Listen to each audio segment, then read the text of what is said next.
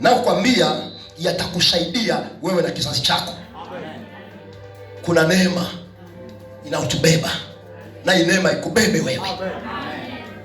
Neema ya Mungu iliyokupa uzima, neema ya Mungu iliyokupa kumjua Mungu, neema ya Mungu iliyokuleta hapa asubuhi ya leo inakuletea vingine.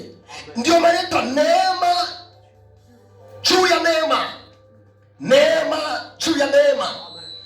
Mungu anakuongeza, Mungu anakupa thamani, Yesu anakupa thamani.